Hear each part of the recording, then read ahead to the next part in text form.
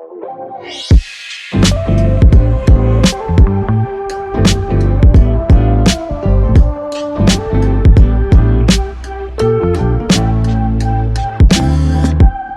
everyone. Welcome to Soul Podcasting.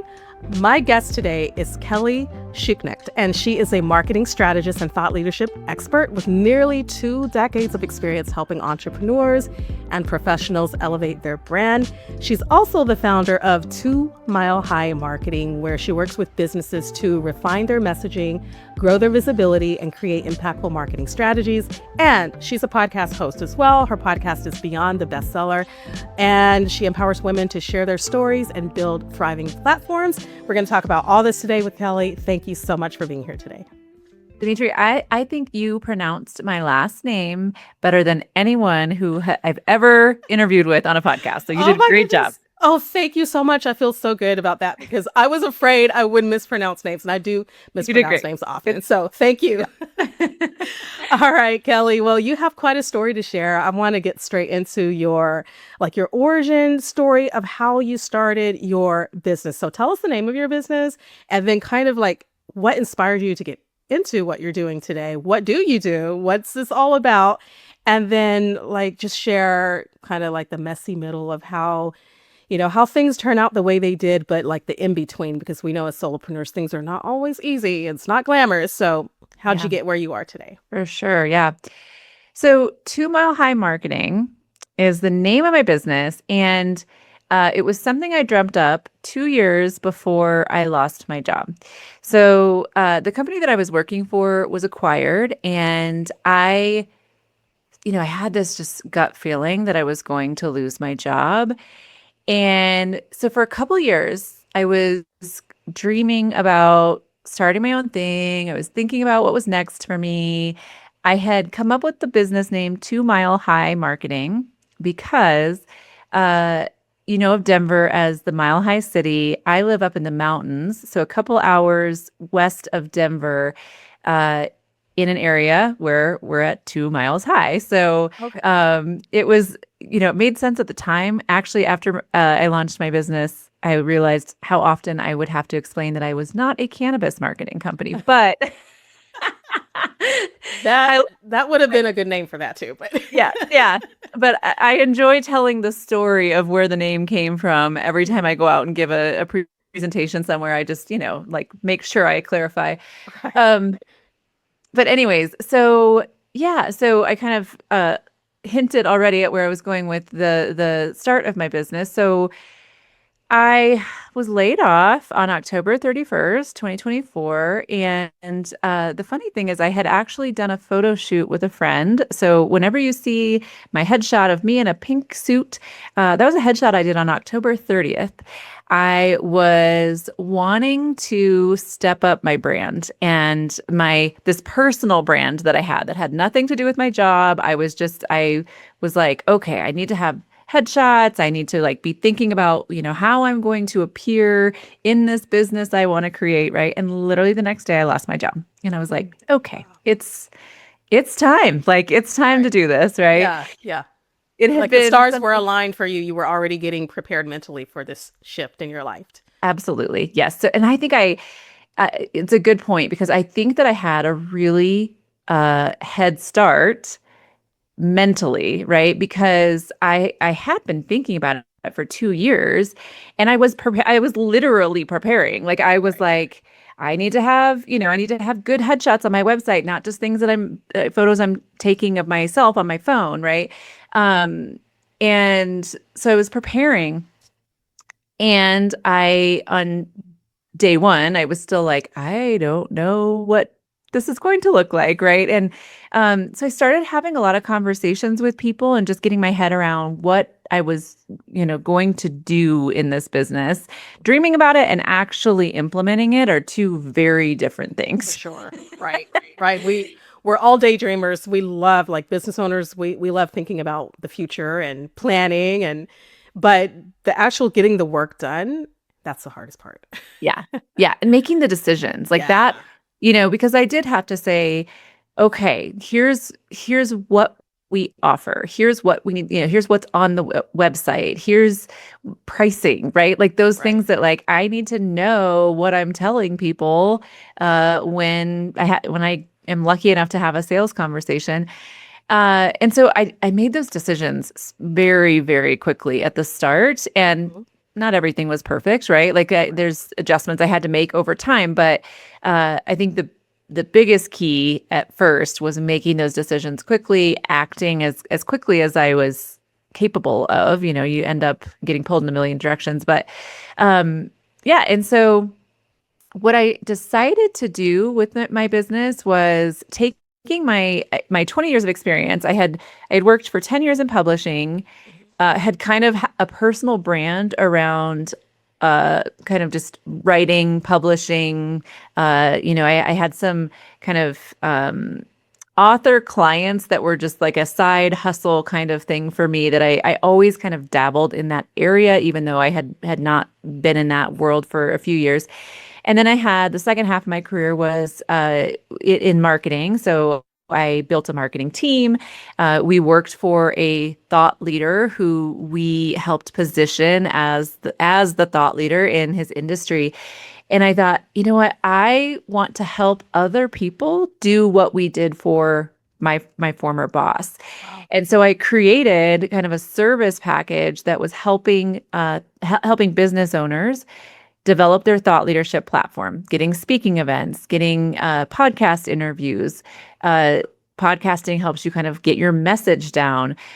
We do the LinkedIn management. So we post for our clients on LinkedIn, and ghostwriting, because a lot of times business owners are like, I need to go out and speak. I need to have a book. I need to, have this thought leadership presence. They know that they need that in order to grow their business, but they're busy and they need help with that. So those things that I kind of put some like a system, kind of a process to, like, Mhm. this is what we're going to do. It took off really quickly. Oh, that's so awesome. This sounds like, okay, so you're a fractional marketing consultant as well. Can you kind of explain a little bit about what Yeah. that is? Because after everything you've just shared, I'm thinking that that is what fractional marketing is, but maybe clarify that a bit. Let me clarify, because Okay. so I'm glad you asked this, because when I first, so 2 Mile High Marketing at first, before I actually said anything about what we were going to do, Mhm. in my mind, we were going to be a fractional service provider, fractional CMO service.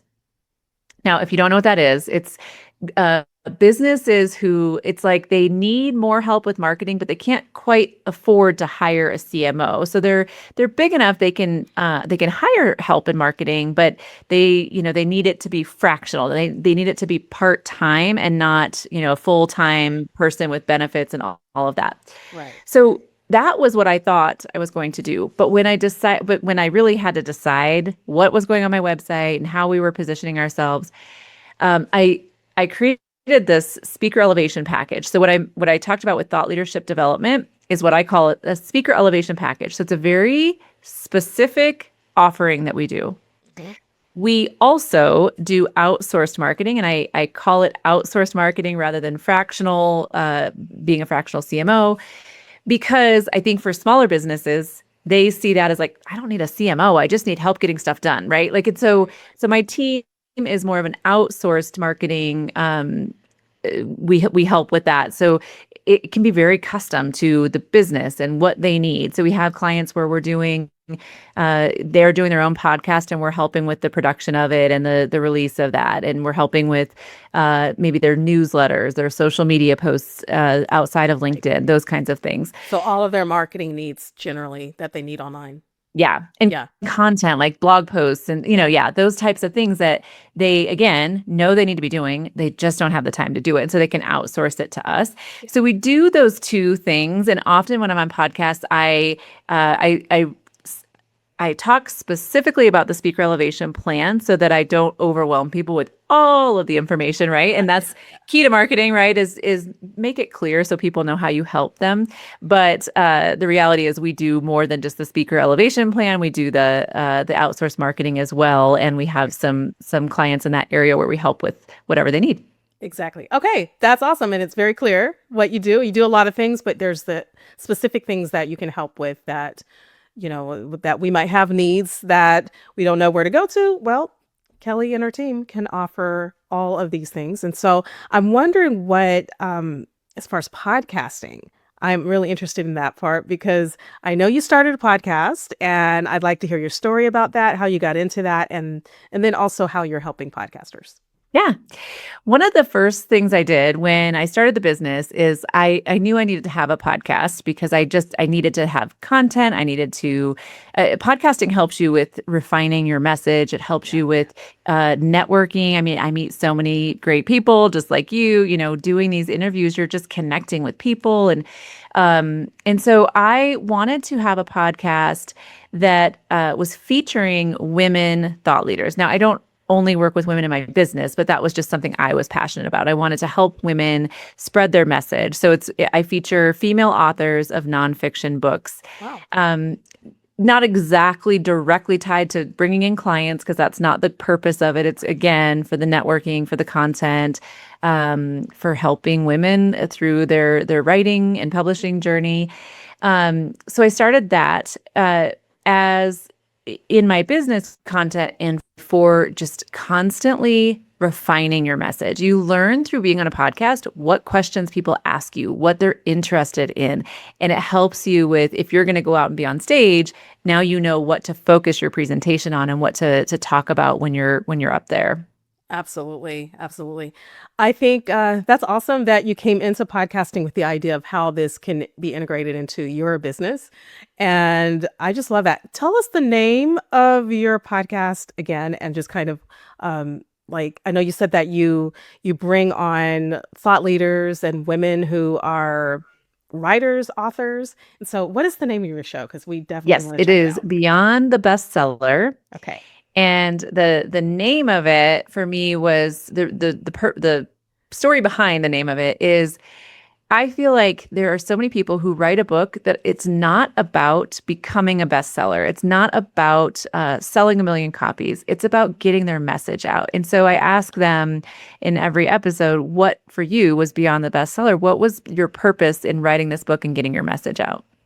I love that. So I think that one of the things I'm thinking is that, a lot of podcasters are on this hamster wheel, right? Of creating content, churning out content, being stuck, episode after episode. And what you do in thought leadership kind of reframes the way they think of what they do. How do you help podcasters really just tap into thought leadership as opposed to just being a content creator? So part of what we do at the beginning of working with a client during onboarding is we help them with coming up with we call it a presentation brief. So it's like, what is the topic, kind of a brief description of what you would talk about. Again, this is more for like getting on a stage, but it's related because it's going to be similar messages that you're sharing when you're getting on a podcast. Right. And then 3 key takeaways. So we create 3 to 5 of those for every client. And then those are also kind of the go-to topics for podcast interviews. So we help them with getting kind of framing those messages so that they are clear when they're going out. These are the things we want you talking about in order to really start getting that message out. I love that. You have the way that you approach it and the things that you guys do to help thought leaders. I feel like it's just kind of building up the solopreneur, the business owner to think about themselves in a way that's much bigger than, okay, I've just got to create this content and get it out there, but really just sharing from their heart, from their soul, things that they're aligned with. I love all that you're doing, even in just helping authors on your podcast, just helping them see their role as a leader in their industry. So I guess I wanted to ask you just if you have any advice for solopreneurs in terms of how to show up consistently without burning out. And that's my other question. Besides how do you help them, but how do you yourself not burn out with content and with showing up as, the person you are in the space you are, doing life, but also doing these projects and working this business and being a podcaster. All of this takes a lot of energy. So how are you not burning out? And then how do you help Yes. others to do that? I think the biggest thing I learned pretty early on, I was doing a lot of podcast interviews, and I do a lot of content. So whether it's on TikTok or LinkedIn or blog posts and things like that, uh, and after a few months, I was like, oh my gosh, I just feel like I'm pulled in a million directions every day. It's like I'm in a sales call, and then I'm going into a podcast interview, and then I'm trying to get my LinkedIn post out for the day, and that, right? And one of my employees said to me, like, maybe you could batch the podcast interviews all in one day, which seemed like, oh, I can't do that, right? And I told you before we were recording, I try to record all of my episodes on Thursdays, and that has saved me because it's like my brain then is in podcast mode on Thursdays, even though if I have other time, I can do other things. But I just know on Thursdays, this is what I'm doing. I need to put on some lipstick. I need to put on something I want to be presentable wearing, Right. whatever. But I also just in my mind, I'm in that mode all day of doing that, right? And I also do some of my admin for my own podcast on that day. So it's just a day where like that's where my brain is. Similarly, I did that with LinkedIn content. So I will spend Monday morning in 1 hour, I can prepare and schedule out all of my content for the week. And I typically try to do every single day, like 5 days a week. And it only takes an hour when I do it, so you're it's getting your brain in that mode. And this is what I'm working on right now. Right. And so I schedule out everything for the week. Then I don't have to think about it again. I need to go into LinkedIn. I need to check, I need to engage, but I don't need to be thinking about content ideas every day of the week. That has been a lifesaver for me too. I think I call it, I got this word from a book that I was reading recently. Like, it's not just batching, but it's putting all of your similar activities together. There's a word for it, and there's atomic habits. Is it? Shoot, I know what you're talking about. Cal Newport talks about it. Habit stacking or habit stacking? Yeah, something like that. Okay, I don't know, but Cal Newport talks about this on his podcast a lot. Yep. Oh, I've got to listen to it then. Yeah. Yes, absolutely. Because I think it's just the psychology of having all similar activities just kind of grouped together, and then you kind of just like churn through it really fast, and you get things done quicker because it's the same habits, the same type of activity. You just kind of repeat it, and it just gets done faster. So I love the idea of having that 1 or 2 days of the week where, okay, this day I'm just recording, this day I'm just editing, this day I'm, that kind of thing is what's working for me also. And I feel like that is one of the best pieces of advice we can give ourselves as podcasters is it's okay to batch. That might be your favorite day of the week where you do your interviews and you can just get everything scheduled on that day. It's a lot easier.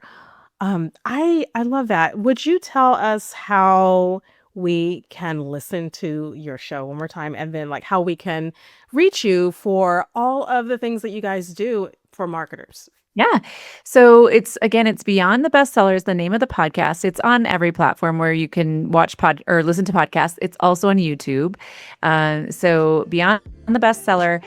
If you are interested in personal branding, I also have soon we'll have a book coming out and a course that I'm launching on how to develop your personal brand. Awesome. So I'll share with you, Demetria, the link I have a personal brand quiz that you can take, which will help you. It's like 3 minutes. It's free. It's a great resource for people who are wanting to develop their personal brand, and it gives you some tips of things to work on to develop your brand. And when you take that, then I will message you when the course is available, so you will be able to sign up for that if you're interested as well. Thank you, Kelly. I love how you brought branding and marketing and all the things associated with owning a business, as well as podcasting together. And so I appreciate your support on this show today and love the conversation. Thanks for having me on. You're welcome.